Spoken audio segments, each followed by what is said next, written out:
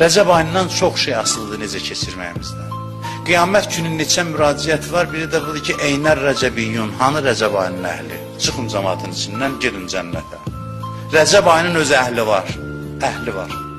Onu gözləyənlər, onu sevənlər, o ayda başqa cür ibadət edənlər, o ayda oruç tutanlar, Allaha yaxınlaşanlar, bir gün kim bu ayda oruç tutsa, deyir Allah ondan razı olar, Allahın qəzəbi sönər, cəhənnəm qapılarından biri onun üzünə bağlanar və deyir, bütün dünyanı qızıla tutub insana versələr, bu ayın bir gününün orucu oyla heç müqayisə olunmaz. Dünya heç nə, yəni heç müqayisə olunacaq bir şey deyil.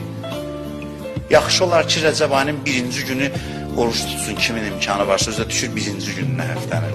Onun ayrıca da bir savabı var. 27-ci gün inşallah yaxınlaşanda deyərəm məbəs günüdür. Orucun ən xüsusi günlərindən biri Rəcəb ayının 27-ci günüdür.